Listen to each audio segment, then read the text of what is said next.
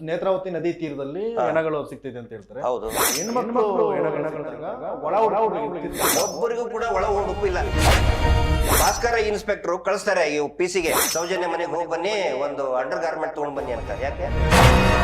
ಯಾವುದೇ ಒಂದು ಡೆತ್ ಆಗಿದ್ದ ಕೇಸ್ ಇದರಲ್ಲಿ ಅಲ್ಲಿ ಹೆಣ್ಮಕ್ಳ ಶವದಲ್ಲಿ ಅಂಡರ್ ಗಾರ್ಮೆಂಟ್ಸ್ ಇರೋದಿಲ್ಲ. ಅಂಡರ್ ಗಾರ್ಮೆಂಟ್ ತೆಗೆದು ಸುಸೈಡ್ ಮಾಡ್ಕೋತಾರೆ. ಎಲ್ಲಿದೆ ಸರ್ ಇದು?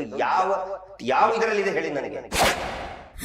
ಸರ್ಕಾರ ಯಾಕೆ ಸರ್ ಇದಕ್ಕೆ ಕಣ್ಮುಚ್ಕೊಂಡು ಕೊಡ್ತೀವಿ? ಸರ್ಕಾರ ಅಂದ್ರೆ ಅದೊಂದು ರಾಜಕೀಯ ಪಕ್ಷನೇ ತಾನೇ ನಡೆಸೋದು. ಎಷ್ಟೋ ಜನಕ್ಕೆ ಇಲೆಕ್ಷನ್ ಫಂಡ್ ಮಾಡ್ತಾರೆ ಇವರು. ಮೀಟರ್ ಬಡ್ಡಿ ದಂಧೆ ಅಂದ್ರೆ ಕ್ಯಾಶ್ ಬರ್ತದಲ್ಲ, ಫಂಡ್ ಮಾಡ್ತಾರೆ. ಹೋಬಳಿ ಮಟ್ಟದಲ್ಲಿ 2-3 ಕೋಟಿ ರೂಪಾಯಿ ಕಲೆಕ್ಷನ್ ಆಗುತ್ತೆ ವಾರ ವಾರ. ಒಂದ್ ಸಾರಿ ಆದ್ರೂ ಇಲೆಕ್ಷನ್ ಕೋಡ್ ಆಫ್ ಕಂಡಕ್ಟ್ ಅಲ್ಲಿ ಇವ್ರ ದುಡ್ಡನ್ನ ಹಿಡಿದಿದ್ ನೋಡಿದೀರಾ? ರೂಲ್ಸ್ ನ ಮುರಿದು ಇವರು ಮುಂದೆ ಹೋಗ್ತಿದಾರ. ಆ ಕನ್ಸರ್ನ್ ಡಿಪಾರ್ಟ್ಮೆಂಟ್ ಮಿನಿಸ್ಟರ್ ಗಳನ್ನೇ ಕರೆದು ಸನ್ಮಾನ ಮಾಡಿ ಆಶೀರ್ವಾದ ಮಾಡಿ ಕಳಿಸ್ತಾರೆ. ಧರ್ಮದ ಹೆಸರಿನಲ್ಲಿ ಮಾಡ್ತಕ್ಕಂಥ ದಂಧೆ.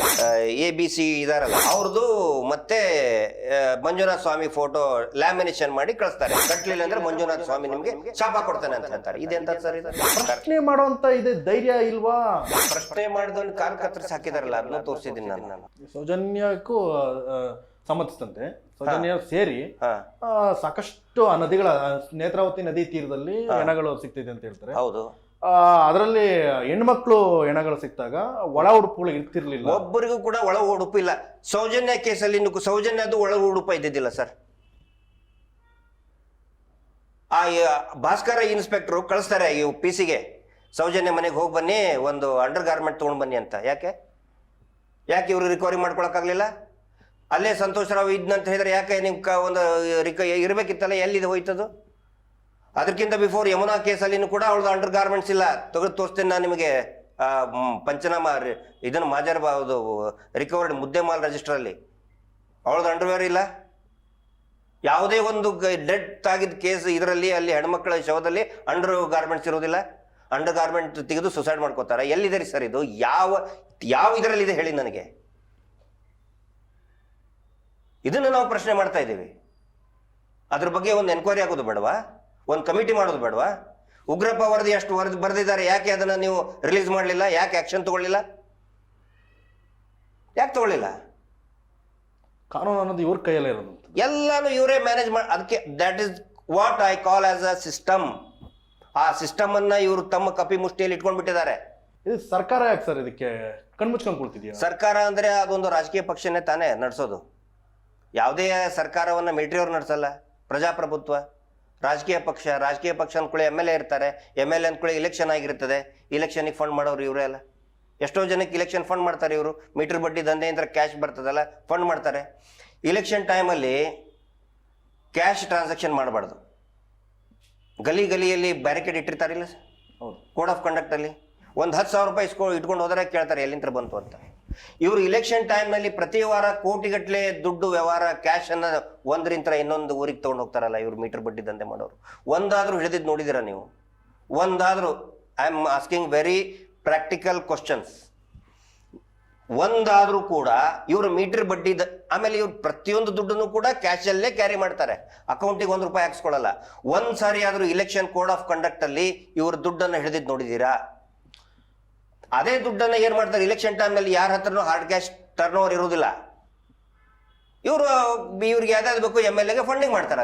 ಅಲ್ಲೇ ಹಳ್ಳಿಯಲ್ಲೇ ಇರ್ತದೆ. ಒಂದೊಂದು ಹಳ್ಳಿಯಲ್ಲಿ ಒಂದು ಹೋಬಳಿ ಮಟ್ಟದಲ್ಲಿ 2-3 ಕೋಟಿ ರೂಪಾಯಿ ಕಲೆಕ್ಷನ್ ಆಗುತ್ತೆ ವಾರ ವಾರ. ಈ ವಿಷಯಕ್ಕೆ ಸಂಬಂಧಿಸಿದಂತೆ ಸರ್, ಈ ಮೈಕ್ರೋ ಫೈನಾನ್ಸ್ ವಿರುದ್ಧವಾಗಿ ನೀವು ಮಾತಾಡ್ತಿದ್ರಿ. ಅದರಲ್ಲೂ ಧರ್ಮಸ್ಥಳ ಸಂಘದ ಏನು ಬ್ಯಾಂಕ್ ಸಂಬಂಧಪಟ್ಟಂಗೆ ಕರ್ನಾಟಕದಾದ್ಯಂತ ಸಾಕಷ್ಟು ಬಡವರು ಹೆಣ್ಮಕ್ಳು ಅದರಲ್ಲಿ ಸಾಲ ತೆಗೆದುಕೊಂಡಿರ್ತಾರೆ. ಇದಕ್ಕೆ ಸಂಬಂಧಪಟ್ಟಂಗೆ ಕಳೆದ 1.5 ತಿಂಗಳ ಹಿಂದೆ ನಾವು ಒಂದು ಸುದ್ದಿ ಮಾಡಿರ್ತೀವಿ. ಮೊದಲ ಬಾರಿಗೆ ನಾವು ಸರ್, ಈಗಲೂ ನಿಮ್ಗೆ ಗೊತ್ತಿಲ್ಲ, ಈಗಲೂ ಕೂಡ ಸತತವಾಗಿ 1.5 ತಿಂಗಳಿಂದ ಒಂದು ದಿನಕ್ಕೆ ಕನಿಷ್ಠ ಅಂತಂದ್ರು ಒಂದು 30-40 ಕಾಲ್ಸ್ಗಳು ಬರ್ತಿದೆ. ಸರ್, ನಮ್ಗೆ ನಿಜ ಗೊತ್ತಿರ್ಲಿಲ್ಲ ಎಷ್ಟು ಜನ ಊರು ಬಿಟ್ಟಿದ್ದಾರೆ, ಎಷ್ಟು ಜನ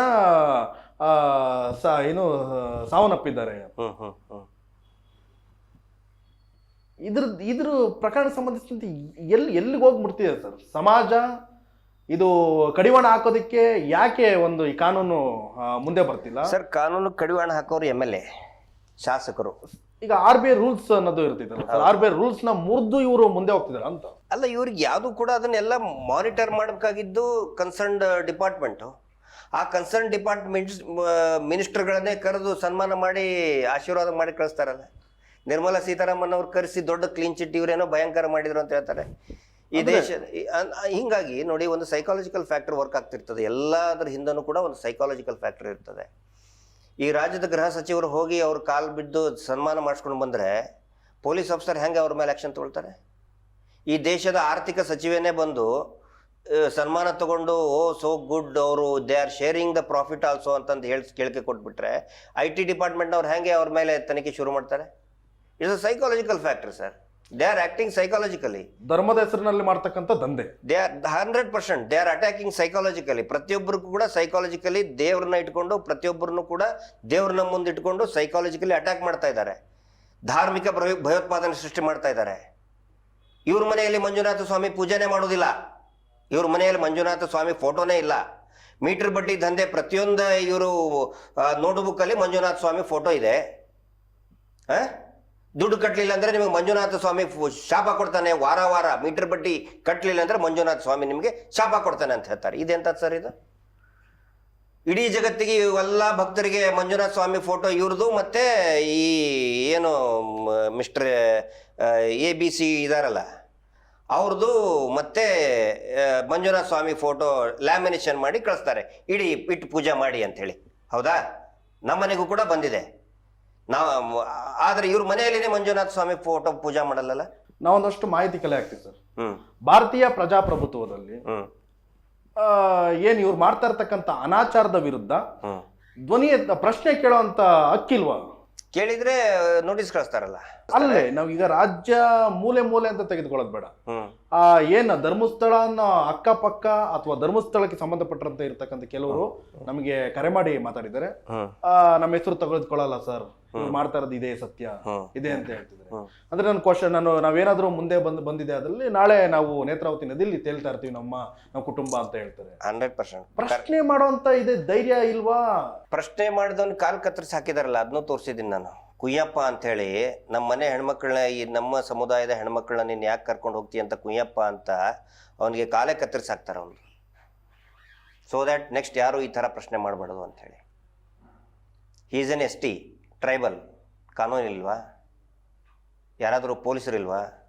ಮಾಧ್ಯಮದವರು ಇಲ್ವಾ? ಅಲ್ಲಿ ಎಲ್ಲರೂ ಇದ್ದಾರೆ. ಇದಕ್ಕೆ ಸಂಬಂಧಿಸಿದಂತೆ ಸರ್ ನಂದೊಂದು ಪ್ರಶ್ನೆ ಸರ್. ಈ ಮೊನ್ನೆ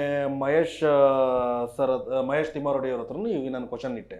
ನಾನು ನಿಮಗೂ ಕೇಳೋದಿದ್ರೆ ಇದಕ್ಕೆ ಸಂಬಂಧಿಸಿದಂತೆ ಸರ್, ನಾನು ಇವಾಗ ನಂದು ಒಂದು ಸುದ್ದಿ ಮಾಡ್ಬೇಕು ಸರ್.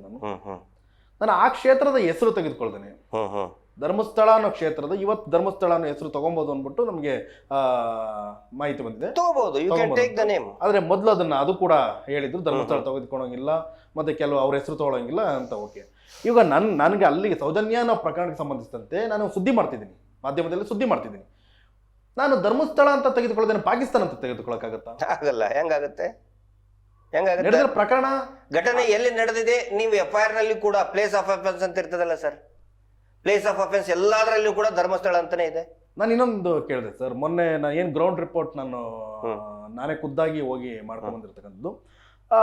ಅಲ್ಲಿಗೆ ಸಂಬಂಧಪಟ್ಟಂಗೆ ಅವರು ಕುಟುಂಬ ಅಲ್ದನೆ ಇನ್ ಕೆಲವರು ಹೇಳ್ತಾರೆ, ಸೌಜನ್ಯ ಪ್ರಕರಣ ತದ ನಂತರ ಧರ್ಮಸ್ಥಳಕ್ಕೆ ಇದ್ದಿದ್ದ ಹೆಸರು ಆ ಒಂದು ಊರಿಗೆ, ಧರ್ಮಸ್ಥಳಕ್ಕೆ ಪಿನ್ ಕೋಡ್ ಅಥವಾ ಇದು ಪೋಸ್ಟ್ ಆಫೀಸ್ ಇಂದ ಬರುವಂತ ಇದು ಲೆಟರ್ಗಳಿಗೆ ಧರ್ಮಸ್ಥಳ ಅನ್ನೋ ಇದನ್ನೇ ತೆಗೆದಾಕಿದ್ದಾರೆ